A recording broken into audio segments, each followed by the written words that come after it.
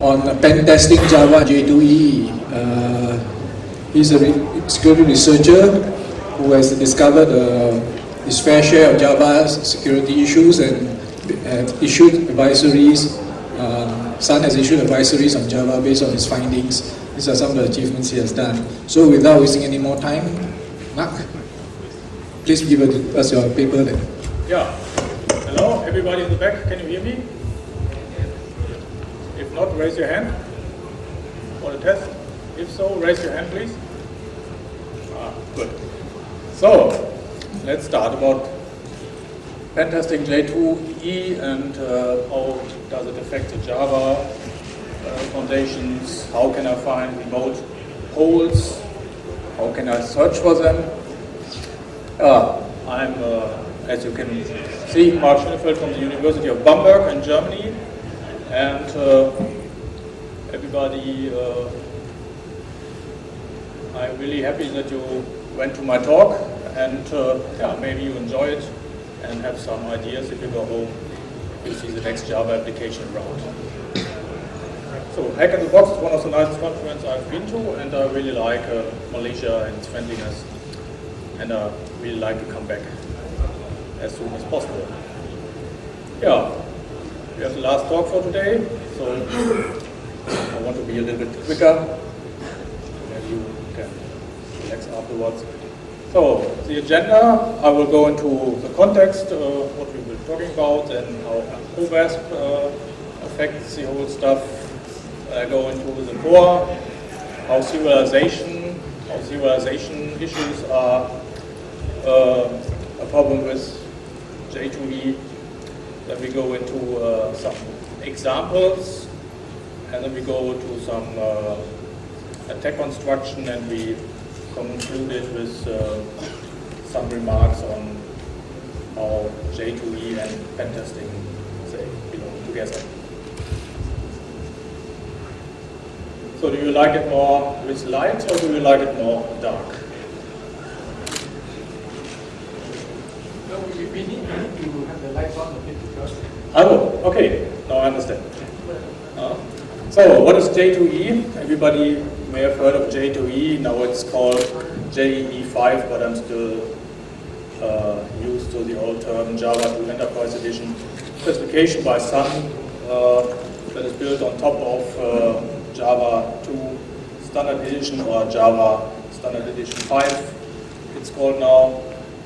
It provides a standardized set of services if you want to produce business application in large-scale environments, for example, banks or insurances, or like ERP applications. They all run on some kind of J2EE or similar environment. J2EE business applications, they are distributed among a set of Java virtual machines, and these virtual machines, they have different tasks like serving web pages or giving services to the outside via remote interfaces on enterprise Java beans. And they have some common communication protocols. They have HTTP or HTTPS, or RMI or RMI-IO, JMS, Java Messaging Service, or JDBC, and they all have in common that they somehow transfer object from one place to another, from one tier to another. So we have different tiers. We have a client tier, we have a web tier, enterprise tier, backend tier. And the client tier, you see all the, of course, clients, and these clients, they may be on a JVM, or may be a browser, standalone client, whatever. They communicate in a well-designed architecture to the web tier. The web tier then distributes or forwards the request to the enterprise tier. And there may be some old things or some other architectures that have to be integrated with enterprise resources. Or there are some databases in the backend, and they are attached via JDBC resource or JDBC drivers. And you see all these things in common. They have JVMs under it. So J2EE is really a distributed JVM architecture, and we will go into details how JVMs communicate among each other and how these communication patterns may impact security. So let's have a little excursus into pen testing in the J2EE security model.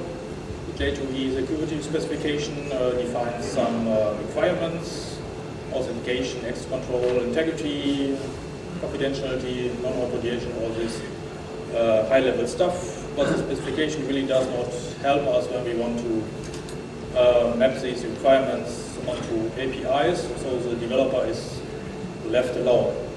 What is even worse is the security goal that is written in the J2EE spec, and it really wants the unaware programmer. It says transparency, the application component provider should not have to know anything about security to write an application. So it's better if you don't know something about security to write an application, that's because then you are quicker writing an application and don't worry about security. But I don't think that this is a real good thing when writing distributed application. Because it violates some secure development codes initiatives like McGraw or Lindner, and they want to introduce things like training and security test cases, pen testing as soon as possible. So the modern SDLCs that tell something different don't think that the Java 2 specification says all right things. This is really a bug in the specification and does not really talk about some.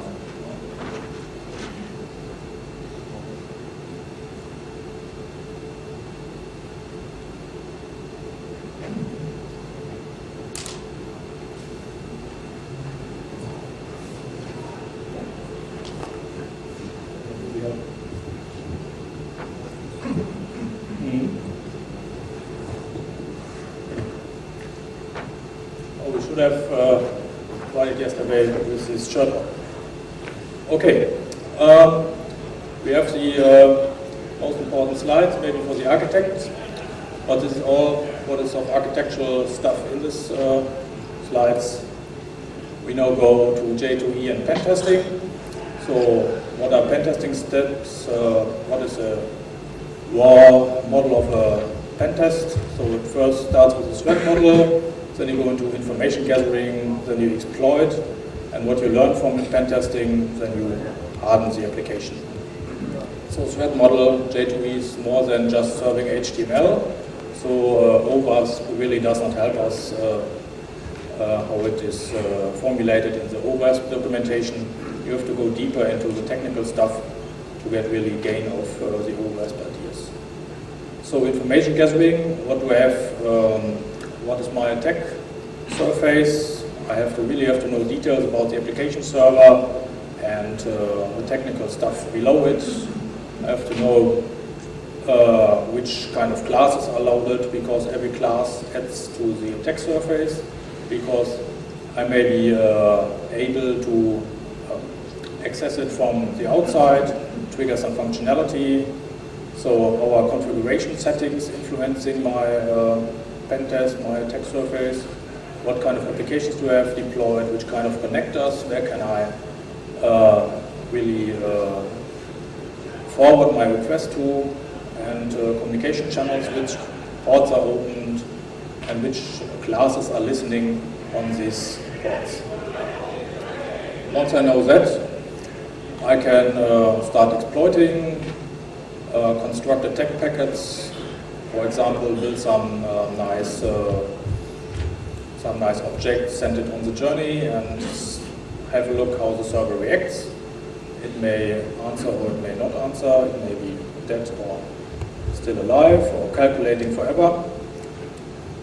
And when I'm finished with exploiting, I go to the constructive side of penetration testing. I go to protect the application. I restrict my outer interfaces like the servlets, and I, for example, raise the cryptography level to ciphers that may be appropriate.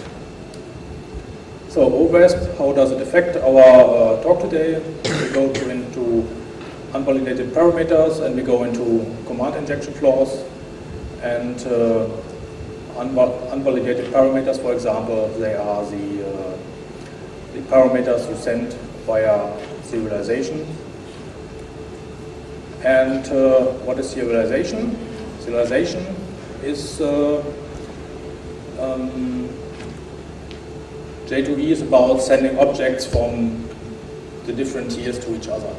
So we have, for example, a sender, and the sender wants to send to receiver some object.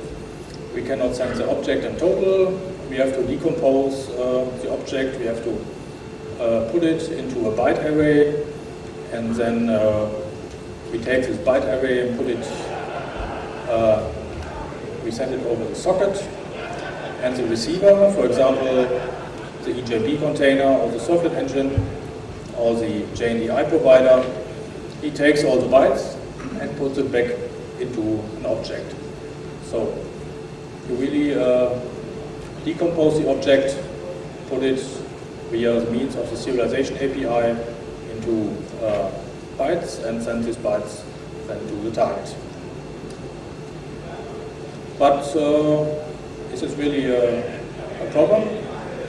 Yes, because this opens attack potential, because you can harm at least the availability and integrity of J2EE application. Bloch has also written in his book about visibility rules that can be subverted, of course. When you send data on the wire, it can be read. This is not really new. But how can integrity and availability be harmed? Yeah, because if you manipulate or you build objects, you can control and manipulate the control flow on the receiving side, and you may force the JVM into dangerous or vulnerable code block, and this vulnerable code may impact the stability of the receiving process.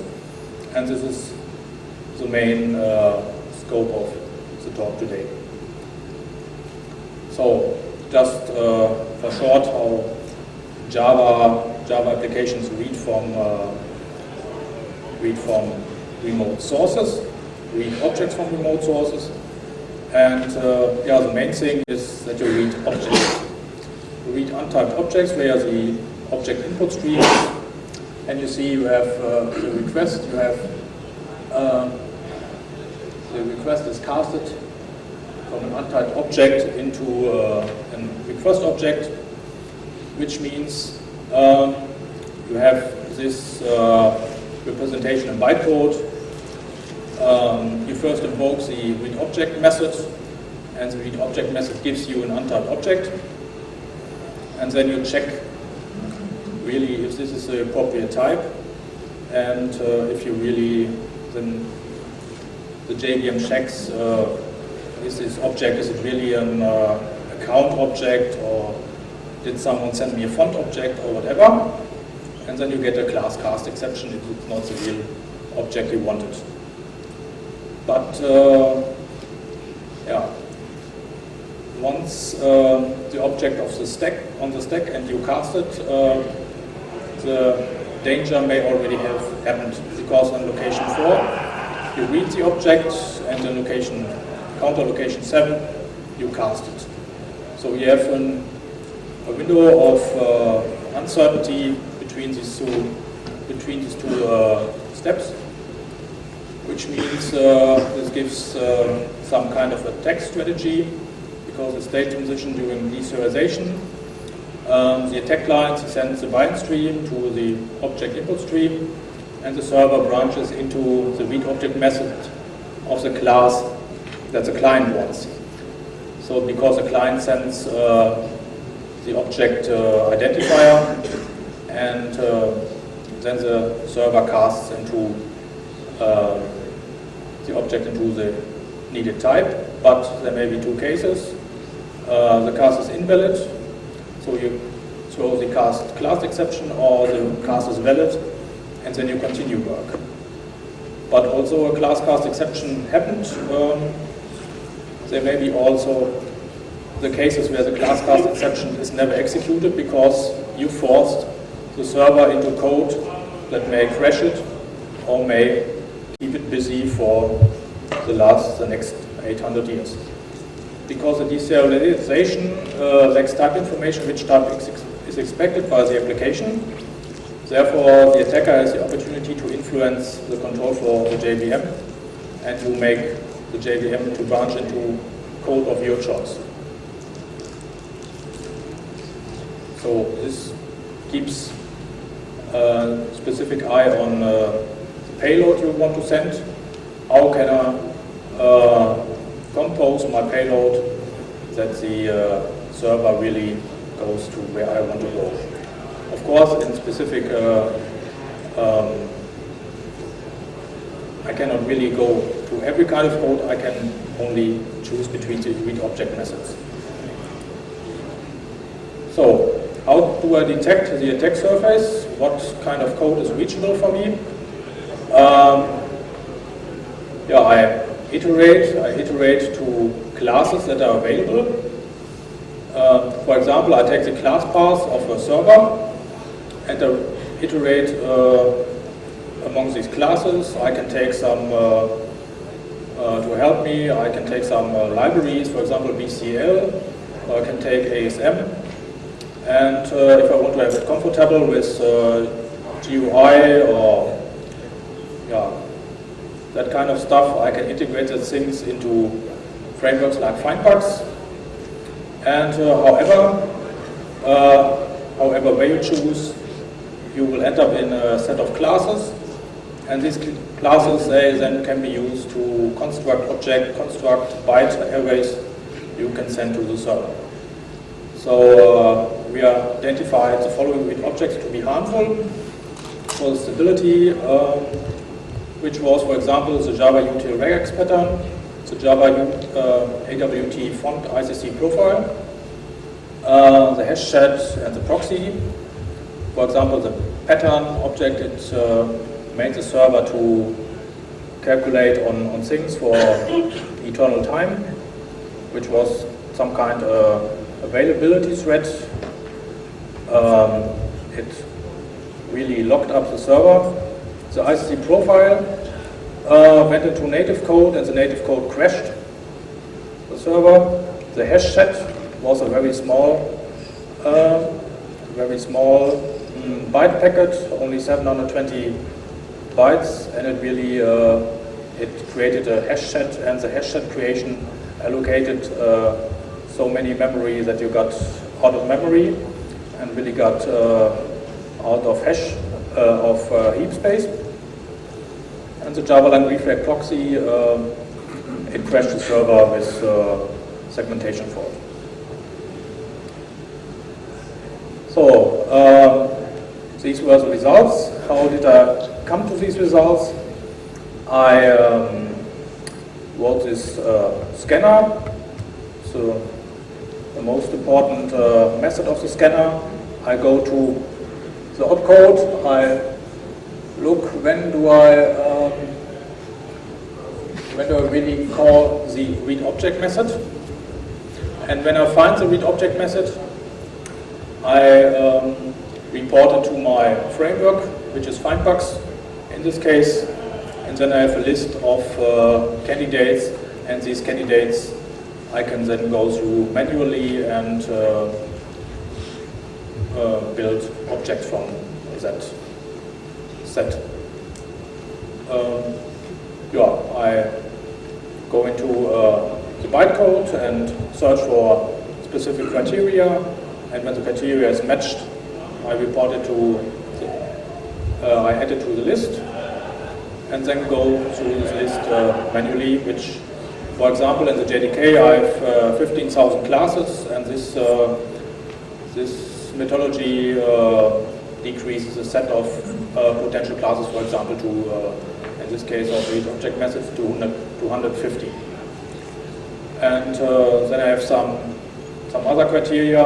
For example, I cannot access some dot classes because of the stack trace algorithm, and this also lowers the number of classes I have to really manually go through with byte code decompilers, for example, JUT, and they give me then the implementation of the read object method. So, how does it look in detail?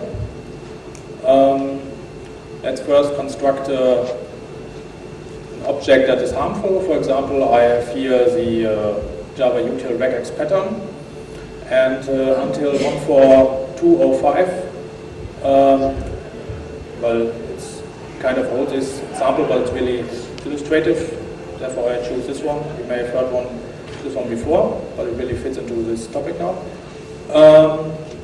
This class definition, it had a weakness, or still has a weakness, a timing weakness when constructing the object.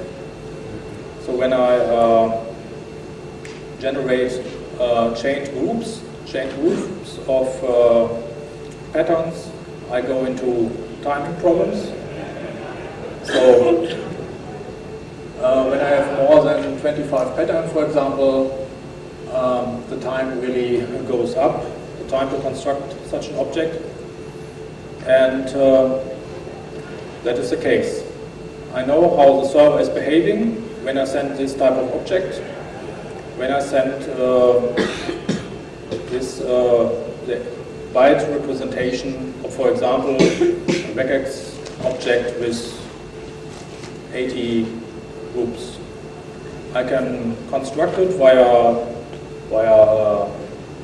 fuzzing mechanisms. I construct it via other means than Java, because when I constructed this Java, I also have to wait 800 years.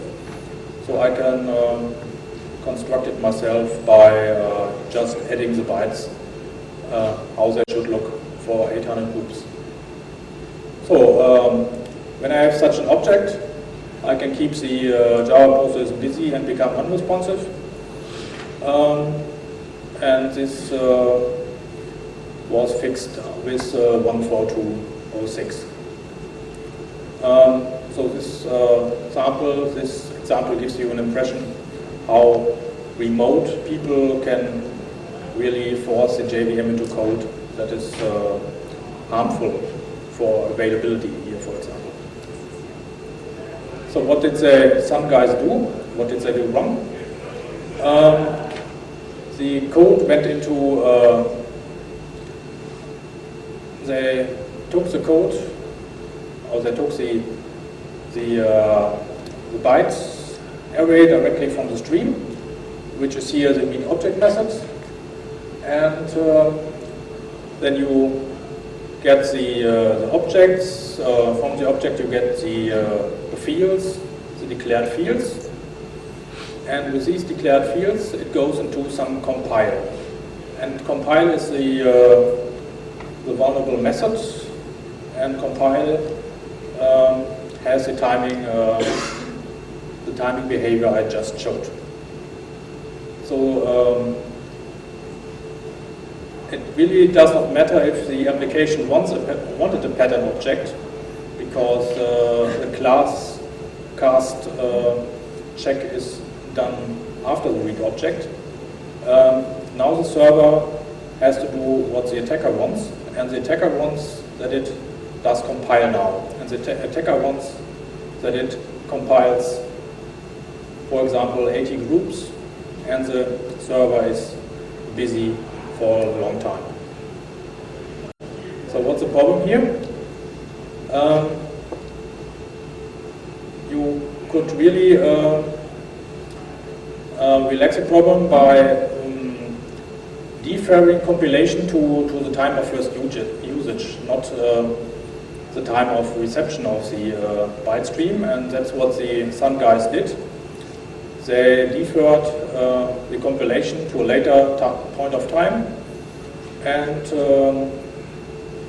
therefore the class is still vulnerable. If you can trigger compile from remote or via a local call, you can still raise this error condition of compilation for eternity. So the timing behavior still is still there, but at least they changed that you can trigger it from remote, from the serialization API, and therefore this remote input does not anymore impact the stability of the whole serialization API. Therefore, this object type is now, at least from a serialization point of view, it's not a problem anymore. But there are still other classes, for example, the Java util hash set, and the serialization of the Java util hash set can be used to trigger out-of-memory errors in a JVM, and out-of-memory in a J2EE server is not a good state. You may run into conditions where you have to reboot the server because you run out of heap space. And yeah, how did we construct this attack? There was some paper from Crosby and Wallach, 2003, and they described generic attacks on APIs in programming languages. They described how hash tables behave in Python and Perl and Java and all other languages. And the idea is that you send an object which inflates very heavily, and because hash tables often has something of a load factor. And if you have hash collisions, then this load factor defines how many space has to be allocated for the next hash instance. So, for example, we added 13 different objects of Java lang byte to the hash set, and of course serialized it and put it on the wire and send it to the server, and the server saw an out-of-memory error. It was not usable anymore, of course. So never trust a hash set with only 13 bytes. So this is a very easy way to construct your object. The receiving JVM runs into an out-of-memory error. You may see that in the server log, but you don't see which kind of object caused the problem, because you really don't see the internals of the hash table when the error is thrown. Because you get a memory error and not an exception, it may pass through some checks in your code, because you may only catch exceptions, and when you only catch exceptions and not throwables, the path you have defined in your server code may not be the path you will really find in reality when the out-of-memory error is thrown. So this vulnerability still exists in current JVM versions, in the current JVM version to the time of writing, and yeah, it's still in there. Another thing that was found in JDK and really impacts J2EE functionality is the Java lang reflag proxy. This is essential for reflective programming. It allows deferring of the invocation of a remote object, and instead of calling the object directly, you go via a proxy, and you don't have to know how the object is implemented. This allows a better decoupling of services, and yeah, gives you some kind of design of contract possibility when coding your Java application. Yes, this object type was vulnerable to a OWASP 9 problem, availability problem, because there was some thing in the native code when sending 65,000 public, non-public interface references. Well, it's a byte block which is one memory long, not very uncommon for a J2EE message. So if you have more than this number of public interfaces, it could crash the JVM by going into defined classes. The proxy dynamically via reflection API defines a byte block, and this byte block is then a class representation. And this class representation is not compatible with the things the JVM expects, and finally then crashes the server, the J2EE server, or whatever server is running on the JVM. So you see all these things are very low in the architecture, and this really contradicts with the some statement that the programmer should not be concerned with security at all. All these things can happen. All these things can really influence the availability of servers. So if you, as an application programmer, for example, write a read object method, you really have to know what kind of effect a bad implementation of a read object method can have to your to this whole system availability. So that's how the code looks. This is how the serialized object looks. Because it crashes the machine and it has more than an integer short can hold, because it has 65,536 non-public interfaces. It really is one too large to be constructed by the JVM, and this is the problem why it slows, why it ZAC falls on 15006. Before 15006. That was a version that was then not runnable anymore. So this thing can be fast. If you can't create it with the Java API, you somehow have to fuzz it or generate it, and it was created by using this method. It generated proxy objects of specific lengths, and if you fill it with 65,536 interfaces, you really don't have the problem to construct it with Java APIs. You just chain the bytes behind each other, and you have to fulfill some integrity constraints. For example, the length has to be the one I want, which is done in the second step, which is written after the header. The ACED 0005 is a typical header for serialized objects. Then you have a type descriptor.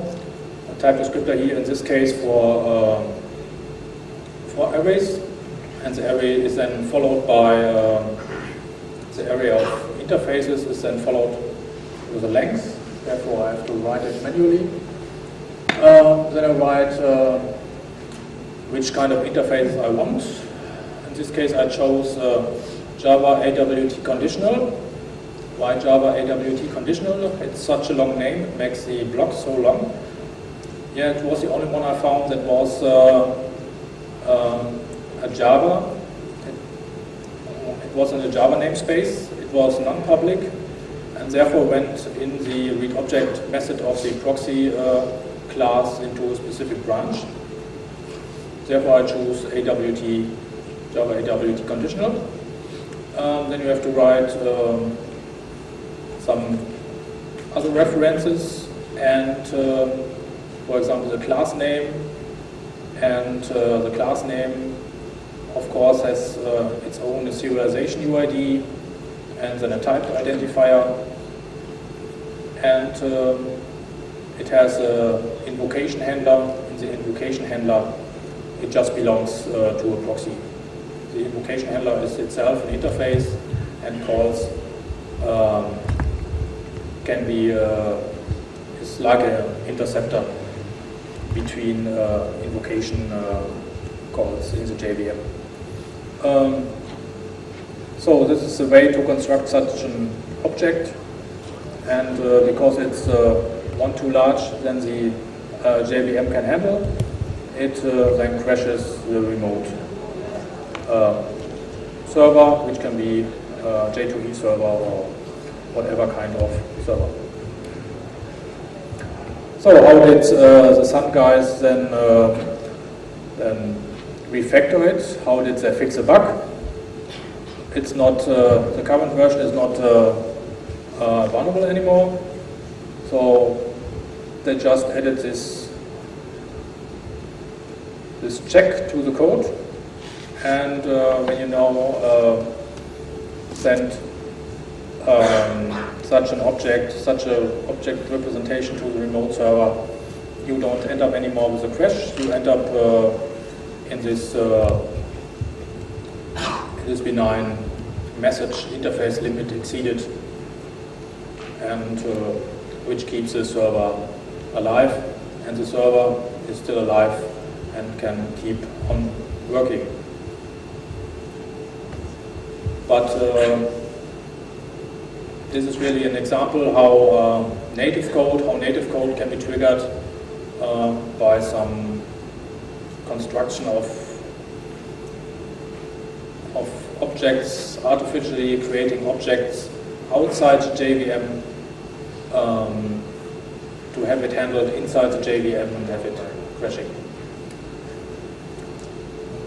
So these are all low-level JDK vulnerabilities. How do they impact J2EE? Yeah, we have seen the JVMs in a J2EE application, in a J2EE environment. They communicate with each other, and they exchange objects. So if they exchange objects, I can send a vulnerable object. And therefore I have a penetration strategy by finding the open ports. For example, a servlet port that accepts serialized objects. And for example, the JBoss server, it has the JMX invoker servlet in 328, for example. It has this URL, the invoker, JMX invoker servlet.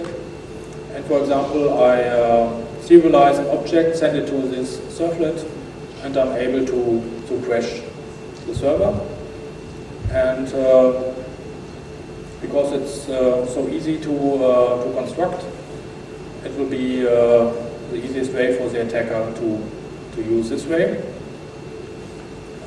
Therefore you see, although still HTTP, it's somehow difficult to map this onto the OWASP bug patterns of cross-site scripting and things. This is really a low-level thing which can be somehow described best by the Goldman layer below attack. So therefore, I think the OWASP is not complete. It has to be somehow take the architecture below the application layer into account. So therefore, if you are trusted or your base architecture is not secure, your whole J2EE architecture is not secure, and you don't have to talk about access control and non-repudiation. It's first you have to do the essential homework to make the foundation secure. And if such a thing as the Java serialization API, which is really core of J2EE, is not secure or not able to provide total availability, the Sun guys should first fix these things before telling other people that they should care about security. Okay, just a short excursus. How does it work? How really does it stack up in the architecture? The attacker calls a servlet, for example, a servlet of the JMX framework. It says, give me an object, and I call the servlet, and the servlet then invokes a read object method,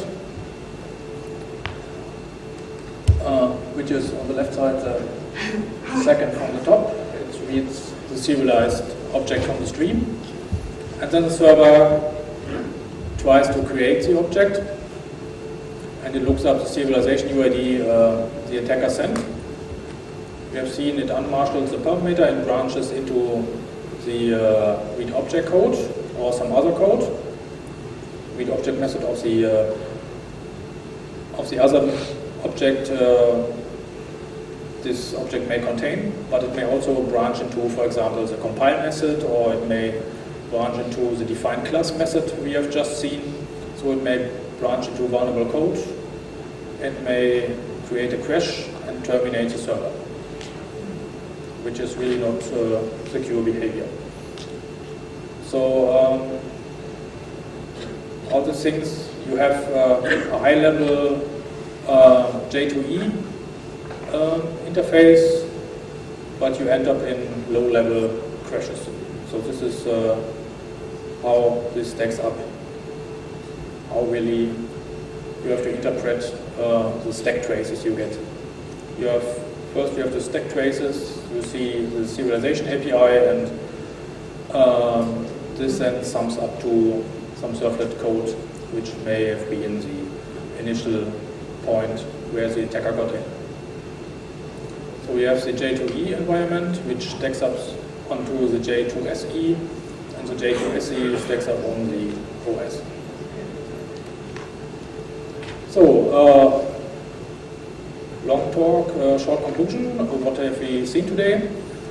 We have shown that OVAD not only affects J2EE pentesting by handling the ordinary HTTP misuse cases, like which are all the same for PHP and Perl CGI and whatever. Now, here in Java, system near APIs are also affected. Implementation bugs deep inside the JVM may be reachable via user input. So it may give you the opportunity to really harm the J2EE availability. So this falls into category 1 of the OSVAS catalog, unvalidated input. Some guys really don't validate the inputs before they branch into read object method. Here somehow a constraint framework is missing where you can intercept the parameters. Maybe aspect-oriented programming may be a thing, but in the core classes you don't want to manipulate the core classes. Okay, this is write once, crash anywhere approach. These vulnerabilities not only crash the Sun JDK, but also the IBM JDK, and today I'm presenting with the Mac, also the Mac JDK. So the demo works. As J2EE inherits a bug from the underlying J2EE architecture, this is an example for a layer below attack. And as I said before, a policy-driven approach may be helpful to reduce the attack surface by restricting the serialization features of the JDK when used in exposed scenarios such as J2EE. For example, a banking application does not need to receive serialized font objects.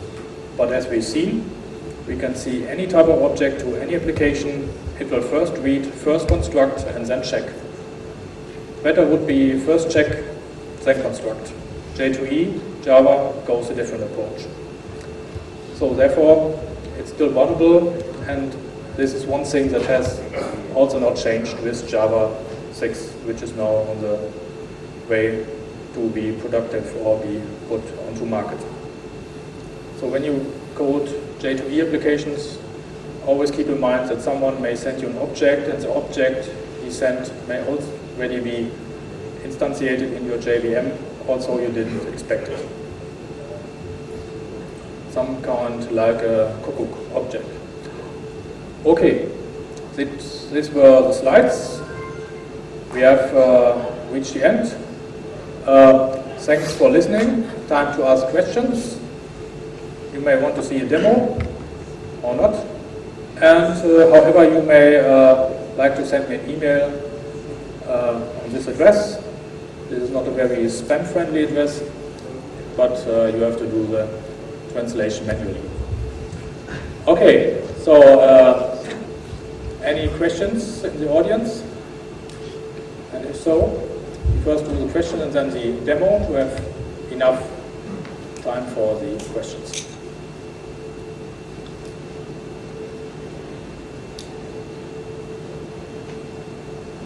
Marc? Yeah. So are you able to use this to escalate privileges to get to the operating system? Depends on the code that is executed in the read object method. This is an approach to limit the time I need to skim through a code base, for example, or a class path. So I have more time to look into this deeper stuff like privilege escalation. For example, code may branch into privileged code blocks. Which then, for example, open files. And these files, for example, can be used, can be read or whatever. Depends on the implementation. Depends what is called really from the read object method. But a crash is a shutdown. It's also a privilege escalation. Okay. Next one.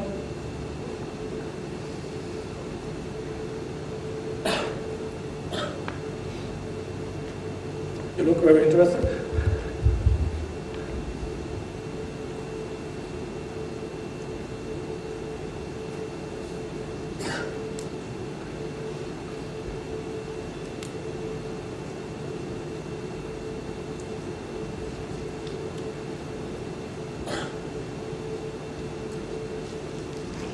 So let me ask the question, how does it look in reality?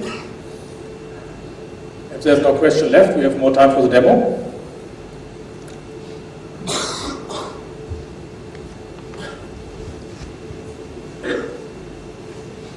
So for example, I have here, I have a server running.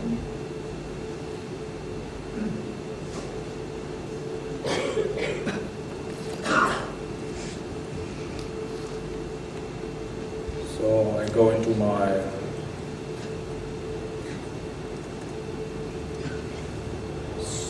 server directory. For example, I have here the latest JBoss of the 3 series, and I go into the directory and start it. And for example, I run it with the 142 JDK.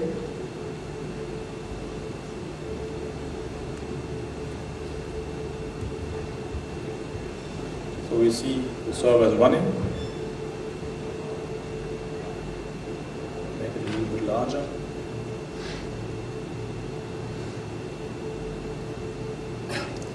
So here we have the server running. It takes quite a while.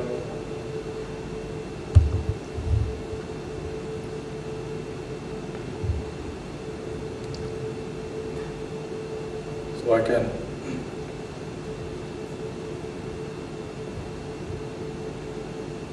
now go into some object representation. I'll make also this one larger.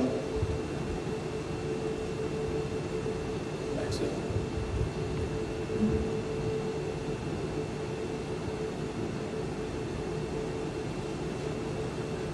So I prepared some object, for example.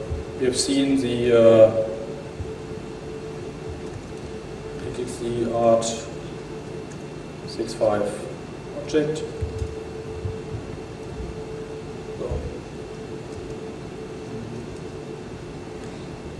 So this is the object we've seen in the slides. And we want to send this object to the server. How do we do it? Oops. How does it look like? Oh, I named it invoke upload. So what does invoke upload do? Invoke upload takes URL and creates a stream on it, and just does a HTTP URL connection, does output, and writes the object directly to the servlet, and the servlet on its side decomposes the object and takes the data.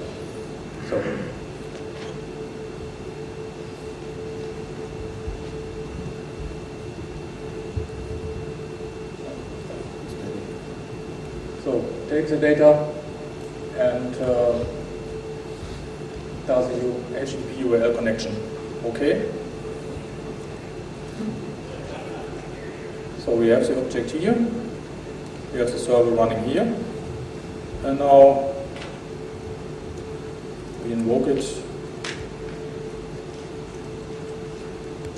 I hope this is the only IP address I have now, and I take the art 65.6 object. We've seen it should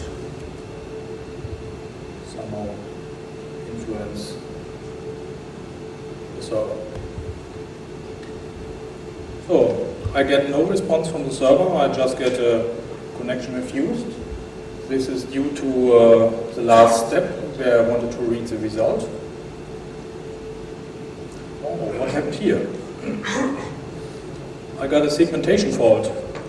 And the segmentation fault is due to the, I called into the read object method.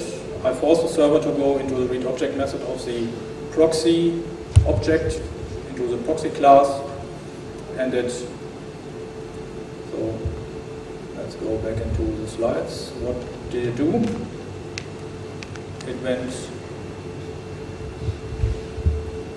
It got an interface with 65,000 interfaces. It tried to construct a class by calling into the native method with 65,000 interfaces. Because I used non-public interfaces, I went to the boot class loader, and I was able to define it in the JDK core.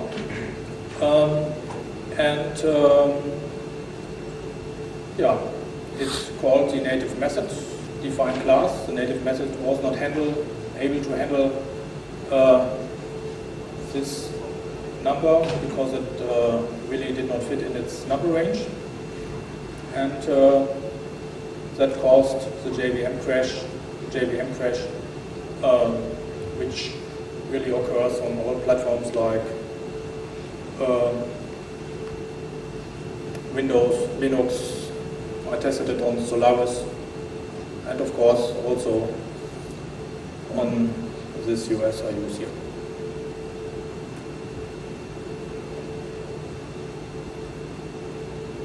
Okay, so this is how low-level JDK problems may impact your J2EE functionality, availability, confidentiality, and integrity. So therefore, when constructing pen tests on J2EE applications, be sure that you have to test the functional side through and through, but don't forget that there's a stack below the J2EE architecture that may be vulnerable more than the classes that are put on top of it. Because these classes, the JDK classes, run in a more privileged environment. They are not constrained by class loaders, by user class loaders. These classes run in, are loaded by the boot class loader and therefore have all permission protection domains, and they may call into native code, they may call into privileged code like, for example, like reading files or whatever. But we have seen at least calling into native code, it can be very dangerous and may terminate the lifetime of a server process. Yeah. So we have finished this topic here, and thank you for listening. We had the questions. We had questions before the demo. We have 4 minutes left, and if you don't have a question now, you can send it via email. And enjoy the rest of the evening. And thank you for your patience and for being here. Thanks. Thank you.